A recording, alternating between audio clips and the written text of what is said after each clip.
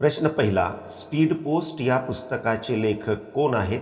प्रश्न नीट लक्षात घ्या मित्रांनो. स्पीड पोस्ट या पुस्तकाचे लेखक कोण आहेत? आपल्या प्रश्नाचे योग्य उत्तर आहे पर्याय क्रमांक बी, शोभा डे. स्पीड पोस्ट या पुस्तकाच्या लेखिका शोभा डे आहेत. मित्रांनो, आजच्या व्हिडिओमध्ये अतिशय महत्त्वाचे प्रश्न घेतलेले आहेत. शेवटपर्यंत नक्की बघा आणि हो, लाईक, शेअर आणि सबस्क्राईब करायला मात्र विसरू नका. प्रश्न दुसरा, नियोजित आलेवाडी बंदर कोणत्या जिल्ह्यात आहे? नियोजित आलेवाडी बंदर कोणत्या जिल्ह्यात आहे?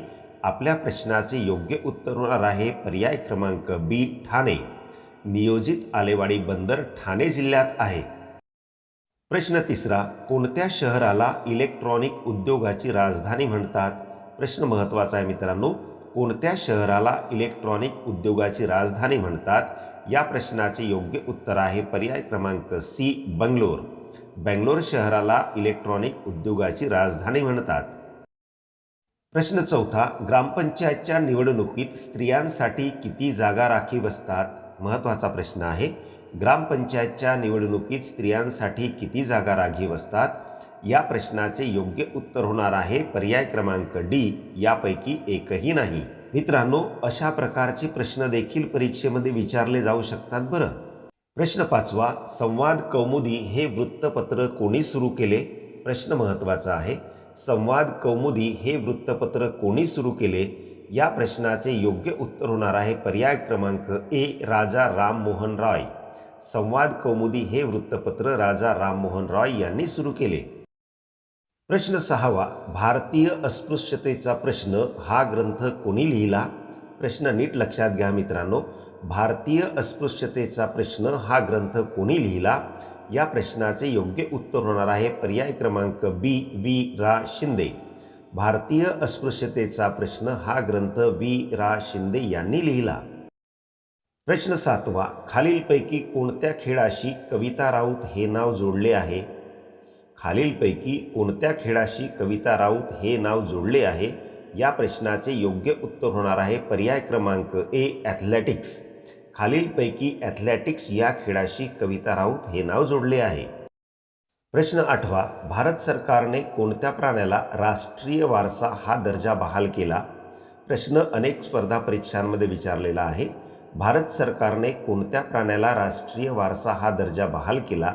या प्रश्नाचे योग्य उत्तर आहे पर्याय क्रमांक ए, हत्ती. भारत सरकारने हत्ती या प्राण्याला राष्ट्रीय वारसा हा दर्जा बहाल केला. प्रश्न नववा, राष्ट्रपती पदाच्या उमेदवारांनी वयाची किती वर्षे पूर्ण केलेली असावीत? राष्ट्रपती पदाच्या उमेदवारांनी वयाची किती वर्षे पूर्ण केलेली असावीत? या प्रश्नाचे योग्य उत्तर होणार आहे पर्याय क्रमांक डी, 35. राष्ट्रपती पदाच्या उमेदवारांनी वयाची 35 वर्ष पूर्ण केलेली असावीत. प्रश्न 10वा, महाराष्ट्रातील खालीलपैकी कोणता एक विभाग संत्रा विभाग म्हणून ओळखला जातो? या प्रश्नाचे उत्तर कदाचित आपल्याला माहीत असेलच. महाराष्ट्रातील खालीलपैकी कोणता एक विभाग संत्रा विभाग म्हणून ओळखला जातो? या प्रश्नाचे योग्य उत्तर होणार आहे पर्याय क्रमांक डी, नागपूर विभाग. महाराष्ट्रातील नागपूर विभाग संत्रा विभाग म्हणून ओळखला जातो. मित्रांनो, एक कळकळीची विनंती आहे. असेच अभ्यासपूर्ण आणि नॉलेजेबल व्हिडिओ पाहण्यासाठी आमच्या चॅनलला सबस्क्राईब करून बेल बटन ऑन करून घ्या आणि व्हिडिओ आवडला असल्यास व्हिडिओला लाईक आणि शेअर करायला मात्र विसरू नका. प्रश्न 11वा, सन 1837 मध्ये सत्यशोधक समाजाची स्थापना कोणी केली? प्रश्न अतिशय महत्त्वाचा आहे. सन 1837 मध्ये सत्यशोधक समाजाची स्थापना कोणी केली? या प्रश्नाचे योग्य उत्तर आहे पर्याय क्रमांक बी, महात्मा फुले. सन 1837 मध्ये महात्मा फुले यांनी सत्यशोधक समाजाची स्थापना केली. प्रश्न 12वा, केसरी या वृत्तपत्राचे पहिले संपादक कोण होते? केसरी या वृत्तपत्राचे पहिले संपादक कोण होते? या प्रश्नाचे योग्य उत्तर आहे पर्याय क्रमांक बी, गोपाळ गणेश आगरकर. केसरी या वृत्तपत्राचे पहिले संपादक गोपाळ गणेश आगरकर होते. प्रश्न 13वा, आगरकर यांनी कोणत्या तत्वाचा आधार घेऊन सुधारणेचा पुरस्कार केला होता? आगरकरांनी कोणत्या तत्वाचा आधार घेऊन सुधारणेचा पुरस्कार केला होता? या प्रश्नाचे योग्य उत्तर आहे पर्याय क्रमांक डी, वरीलपैकी सर्व. म्हणजेच आगरकरांनी बुद्धिप्रामाण्यवाद, व्यक्ती स्वातंत्र्य, समाज सुधारणेचा आग्रह या तत्वाचा आधार घेऊन सुधारणेचा पुरस्कार केला होता. प्रश्न 14वा, महात्मा ज्योतिबा फुले यांनी लिहिलेला शेवटचा ग्रंथ कोणता? प्रश्न महत्त्वाचा आहे मित्रांनो. महात्मा ज्योतिबा फुले यांनी लिहिलेला शेवटचा ग्रंथ कोणता? या प्रश्नाचे योग्य उत्तर आहे पर्याय क्रमांक बी, सार्वजनिक सत्यधर्म. महात्मा ज्योतिबा फुले यांनी शेवटचा लिहिलेला ग्रंथ म्हणजे सार्वजनिक सत्यधर्म हा ग्रंथ होय. प्रश्न 15वा, विधवांच्या शिक्षणासाठी अनाथ बालिकाश्रम कोणी स्थापन केले?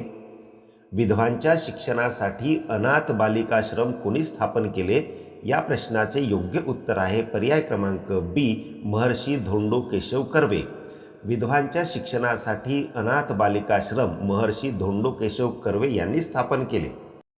प्रश्न 16वा, वित्त विधेयक लोकसभेत मांडण्यासाठी कोणाची शिफारस आवश्यक असते? प्रश्न पुन्हा लक्षात घ्या. वित्त विधेयक लोकसभेत मांडण्यासाठी कोणाची शिफारस आवश्यक असते? या प्रश्नाचे योग्य उत्तर आहे पर्याय क्रमांक सी, राष्ट्रपती. वित्त विधेयक लोकसभेत मांडण्यासाठी राष्ट्रपतींची शिफारस आवश्यक असते. प्रश्न 17वा, नियोजन विभागाचा प्रशासकीय प्रमुख कोण असतो? प्रश्न पुन्हा ऐका. नियोजन विभागाचा प्रशासकीय प्रमुख कोण असतो? या प्रश्नाचे योग्य उत्तर आहे पर्याय क्रमांक बी, नियोजन सचिव. नियोजन विभागाचा प्रशासकीय प्रमुख हा नियोजन सचिव असतो. मित्रांनो, विनंती आहे की आमच्या चॅनलला सबस्क्राईब करून बेल बटन ऑन करून घ्या. तसेच या व्हिडिओला एक लाईक करून हा व्हिडिओ आपल्या मित्र आणि मैत्रिणींना शेअर नक्की करा, कारण ह्यामुळे आपले कोणतेच नुकसान होत नाही, परंतु आम्हाला मात्र नवनवीन व्हिडिओ बनवण्याची प्रेरणा नक्की मिळते. चला तर पुढचा महत्त्वाचा प्रश्न बघूया. प्रश्न 18वा, कोणत्या वर्षी महाराष्ट्र राज्यात पहिले आघाडी सरकार स्थापन झाले? प्रश्न पुन्हा ऐका. कोणत्या वर्षी महाराष्ट्र राज्यात पहिले आघाडी सरकार स्थापन झाले? या प्रश्नाचे योग्य उत्तर होणार आहे पर्याय क्रमांक ए, 1978. 1978 या वर्षी महाराष्ट्र राज्यात पहिले आघाडी सरकार स्थापन झाले. प्रश्न 19वा, पंचशील करार भारताने कोणाबरोबर केला होता? प्रश्न लक्षात घ्या मित्रांनो. पंचशील करार भारताने कोणाबरोबर केला होता? या प्रश्नाचे योग्य उत्तर होणार आहे पर्याय क्रमांक बी, चीन. पंचशील करार भारताने चीन बरोबर केला होता. प्रश्न 20वा, खेडेगावात कायदा व सुव्यवस्था राखण्याचे काम कोण करतो? खेडेगावात कायदा व सुव्यवस्था राखण्याचे काम कोण करतो? या प्रश्नाचे योग्य उत्तर होणार आहे पर्याय क्रमांक ए, पोलीस पाटील. खेडेगावात कायदा व सुव्यवस्था राखण्याचे काम पोलीस पाटील करतो. प्रश्न 21वा, नाबार्ड प्रत्यक्षपणे कोणाला पतपुरवठा करते? नाबार्ड प्रत्यक्षपणे कोणाला पतपुरवठा करते? या प्रश्नाचे योग्य उत्तर होणार आहे पर्याय क्रमांक ए, राज्य सहकारी बँक. नाबार्ड प्रत्यक्षपणे राज्य सहकारी बँकेला पतपुरवठा करते. प्रश्न 22वा, ग्रामपंचायतीचा कार्यकाळ किती वर्षाचा असतो? प्रश्न अतिशय सोपा परंतु तितकाच महत्त्वाचा आहे मित्रांनो. ग्रामपंचायतीचा कार्यकाळ किती वर्षाचा असतो? या प्रश्नाचे योग्य उत्तर आहे पर्याय क्रमांक सी, 5 वर्ष. ग्रामपंचायतीचा कार्यकाळ 5 वर्षाचा असतो. प्रश्न 23वा, ध्रुव अणुभट्टी कोणत्या ठिकाणी आहे? ध्रुव अणुभट्टी कोणत्या ठिकाणी आहे? या प्रश्नाचे योग्य उत्तर आहे पर्याय क्रमांक डी, मुंबई. ध्रुव अणुभट्टी मुंबई येथे आहे. प्रश्न 24वा, कोणत्या प्रकारची वीज पारस येथे निर्माण केली जाते? प्रश्न नीट लक्षात घ्या. कोणत्या प्रकारची वीज पारस येथे निर्माण केली जाते? या प्रश्नाचे योग्य उत्तर आहे पर्याय क्रमांक सी, औष्णिक विद्युत. औष्णिक विद्युत ही पारस येथे निर्माण केली जाते. मित्रांनो, आजचा व्हिडिओ कसा वाटला कॉमेंट्समध्ये नक्की सांगा. आवडला असेल तर लाईक आणि शेअर करायला मात्र विसरू नका. आणि हो, आमच्या चॅनलला सबस्क्राईब करून बेल बटन ऑन करून घ्या. व्हिडिओ शेवटपर्यंत बघितल्याबद्दल आपले खूप खूप धन्यवाद.